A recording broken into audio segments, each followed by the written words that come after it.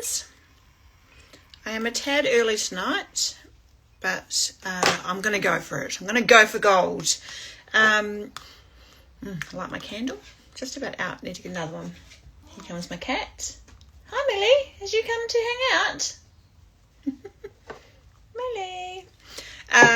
Tonight we are talking about sober and satisfied and what that really means.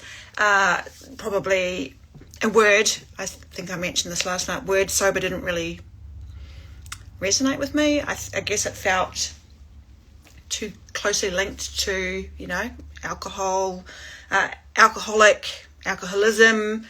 And, when I started playing with the idea of giving up alcohol or taking a break from it, I kind of shied away from it because that word sober or sobriety kind of scared me. So, but I am using it because that's what I am, right? I'm sober.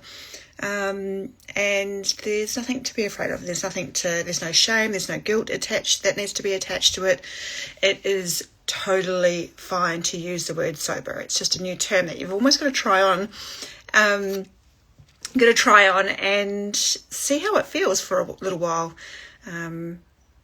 Anyway, so we're going to talk about sober and satisfied. I think for way too long people have kind of linked that word sobriety as or being sober as something that you're missing out on. You're missing out, or it's something that you have to endure, like feels like you're trapped. But what is satisfaction? So we go to the other word. Satisfaction isn't something that you find at the bottom of a glass, right? At a wine glass or a wine bottle or a rum and a Coke bottle like Laurie, but it's actually something that you generate. So satisfaction being a feeling or an energy that you can generate. Now, most of us weren't actually taught this one really important thing about satisfaction, and it's quite closely linked to tall poppy syndrome, which is learning to be humble, or not bragging, or not celebrating ourselves, or not feeling proud of ourselves, or the flip side of that, feeling proud of ourselves without conditions. So if you are not used to celebrating yourself and getting that satisfaction from you are not alone, my friend. Because I did not know how to create this for myself either. The great thing with satisfaction is that it is an energy that you can create. But of course, most of us were conditioned to kind of think that satisfaction comes from outside of us. It comes from the things that we drink, the things that we buy, the way in which we wind down, the people, right? But satisfaction is actually a frequency of energy, and one that comes from self-connection. It lives in your body, and it comes from when you are aligned with your values. Feeling proud of the choices that you make based on your GPS, the North Star of your life and how you want to live your life and how you want to show up. Now, the good news is you can actually feel proud of yourself ahead of time. So when it comes to taking a break from drinking, from either quitting as well, one or the other, it doesn't really matter. However you want to cut back, or if you want to quit it all together, is one of the most powerful tools that you can use is visualization, or stepping into your future self shoes. Now, if you imagine this version of you tomorrow, because your future self is tomorrow, or 5 minutes from now, 10 minutes from now, tomorrow, a week from now, a year from now, 10 years from now, you can actually imagine that she has already created this result of taking a break or quitting. She has energy, she has the satisfaction already, she has clarity, she has confidence, she has peace, she has all of those things, all of those emotions that you want to create, the ones that you desire, the ones that you crave right now. This tool, visualization, is a tool to help you with nervous system regulation, and it can also help you just shift your mindset slightly. You don't have to go to the very end where like it's already done. We just have to shift the smallest piece of our mind or our mindset to believe that there's hope, to believe that it's possible for you.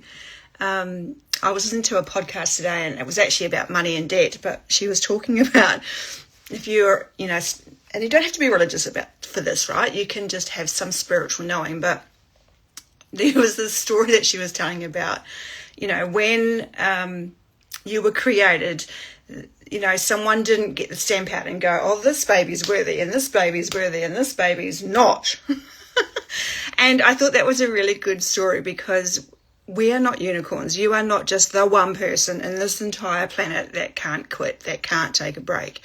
There are other people out there too. But you can use this kind of method, this visualization, to know that, Trixie! Sorry, dog. That this version of you in your future doesn't need wine or rum and coke or beer to actually wind down to feel okay. This version of you is deeply grounded. She is confident. She is calm. And when you're in your future self's shoes, you can kind of use this idea of rehearsing the feeling of satisfaction ahead of time. You can ask yourself, how would she move through tonight? So if you didn't want to drink tonight, Friday, by the way, woohoo. But if you weren't going to drink tonight, how would she move through tonight? And if you think about moving through versus not drinking, stopping drinking, taking a break, kind of shifting the power of words to feel like more like an energy or more like a flow, how would she move through tonight? What would she say to you right now in this moment? What's one choice that you could make, or she could make, that you could make as your current self, as your present self? How could you make one choice that she would be proud of? And you can feel that feeling ahead of time. It actually changes your brain and your nervous system. I kid you not. Visualization is so, so powerful. Think about athletes, before they're doing their 100-meter swim, before they're doing a relay, before their running race. They are using their imagination. They are visualizing them crossing the finish line. And you can do that too, right? You don't have to be an Olympian. You don't have to be an athlete. You simply just have to imagine what one night would look like with less alcohol, drinking less, or not drinking at all. And just start with one night. It doesn't have to be 10 years down the track or 5 years down the track. I know that feels like totally impossible until you can take those small little stepping stones. This is what we call building neural pathways. So I've referred to it before, but in an audio book I was listening to called What Happened to You, this neuroscientist, I'm not sure which one he is, but he was talking about there's an old dirt track, and your brain is used to taking that same dirt track, but in actual fact there's a highway over here that is being built right now, and you have to kind of jump over to the highway and try it out, and it's going to be real easy to slip back into going on the gravel road or the dirt road because it's familiar, it's safe, and it's known. Over here, where the new pathway is, or where the new neural pathway is, or your highway that you're building, that is unfamiliar territory. And so the brain does exactly what it's designed to do. It will want to go back to what is familiar and what is safe. And that for you, in this case, is drinking, right? So I know myself, I've spent years and years and years like chasing satisfaction through external sources. I still do sometimes, right? I'm a human. Like, that's what we do. That's why I have a coach too, because I have same money passions. I have relationship passions. I have, alcohol, smoking, eating. Like, we've got human brains, my friends. Like, it's going to happen. So you are not broken, and we're all just trying to do the best we can. One thing that you probably just weren't taught right is about creating satisfaction is that you were taught that self-abandonment was normal. It's a pretty big word, but really what that is abandoning your own needs potentially for someone else too. Now, if you choose to honour your commitments to yourself, even the small ones, this is going to help rewire that neural pathway. This is where you're going to go off the old dirt track onto the new track. You are going to teach your body that you matter. You're going to show up for you and your values and what's in integrity with who you are. And you're going to teach your body that your needs don't actually have to be suppressed or avoided. Now, I know myself, I think last night, if you go back onto one of my lives, I grew up in an environment where celebrating myself was not modelled, or celebrating ourselves was not modelled. I wasn't taught that, that was actually important. That was part of connection to yourself. I was kind of taught that we should celebrate others, and we should only celebrate ourselves if after hard work or after proving something. So that's really hard to undo when that's all you've ever been used to. However, saying that, it's possible. It is possible to rewire that. And the way in which we do that is just by starting small. We just have to acknowledge some small wins, like saying no once, for going, for honouring your sleep, getting a full night's sleep just once, keeping our commitment. So when we say that we're not going to drink on a Wednesday night or a Thursday night or Friday night, we can commit to ourselves to that and be in that place of discomfort. Discomfort is currency. In any habit change, in any behaviour change, we are going to have to learn how to hold the space or hold the emotion of discomfort, of uncertainty. And especially with drinking, that is what your brain is designed to do. It's going to take you the easiest path, which is the three things it's designed to do: seek pleasure, avoid pain, and conserve energy. When you know what your brain's trying to do, what it's trying to trick you into, it's like ding, light bulb. The other reason it feels uncomfortable is because we weren't taught to receive your own appreciation. And doing that is going to require you to build capacity. And this comes from nervous system work. It is going to bring up a part of you, potentially, that was told that you weren't worthy enough to be celebrated just as you are. I heard it again, another audiobook. I was travelling this week, so listening to quite a few audiobooks back to back, but one of them was this guy talking about his two little daughters, and he says to them every morning, how much do you love me? And they'd put their hands up and they'd go, this much, this much, this much. And he'd say, and why? And they replied, because I'm me. Like, how cool is that? If we taught our kids to celebrate themselves, they're perfect just the way they are.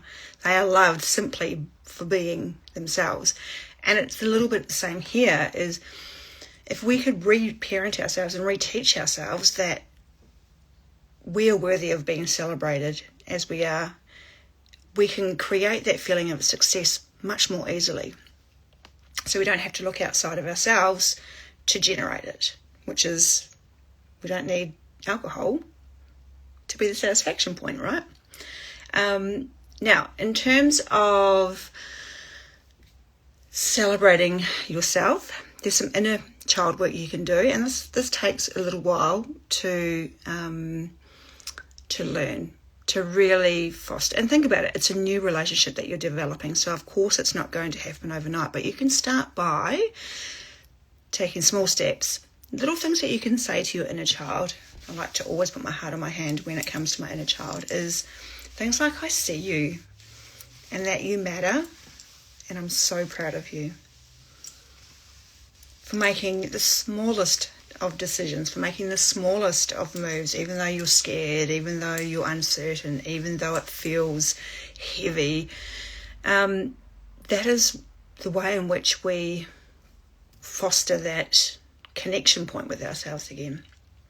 Now, another way we can do this is by using planning tools. So, of course, we can support that process of sobriety and being sober and learning how to be sober, learning how to become that person. We can support the process by using planning tools that obviously help us to create structure. And 3 ways in which structure is important: it builds safety, it builds confidence, and confidence fuels satisfaction. So if you can do those 3 things, that means if you're using your planning tools, you can have an alcohol-free night that feels supportive, and it's not a huge stretch from where you are. It could just be, I'm just going to have 3 drinks tonight versus the whole bottle, whatever that is. Maybe there's some other things you can plan, like I'm going to have dinner before I actually have a drink. Things you can say to yourself, and you can say it out loud, is tonight I honour my future self. You could celebrate yourself and maybe have a nice hot shower, use some beautiful oils or something like that. You could go to bed a little bit earlier and maybe celebrate yourself before you go to bed. Grab your gratitude journal out. There's so many things that you can use in terms of planning tools to really help build structure around things to do when you're not drinking. And I think that's one of the biggest bugbears with, I know my brain went there, is like, ooh, what am I going to do if I'm not drinking? You have to build that out, and it does take capacity. And that's where we are actually stretching out our nervous system to hold that capacity. Think of it as scaffolding to support your confidence. Fascinating, right? So yeah, being sober and satisfied isn't about what you are giving up. It really is a mindset shift around how you define it, and really leaning into things that you can learn to give yourself, like love, presence, satisfaction of self, connection, all these things that you've deserved, all these things that your inner child deserves. And every time you choose yourself over a coping mechanism or over avoiding an emotion, you are healing a part of you that probably was misunderstood, right? Was probably just wanting to say something. You can release the chains to why you probably started drinking in the first place. And when you can do that, when you can learn to heal that part of you, that, my friends, is worth celebrating. It means you can finally take back your power from alcohol. It means that you can finally give back to yourself. And there is nothing more satisfying than that. And I don't think it's that we forget to do it. I think we just remember more of who we are than who we thought we were.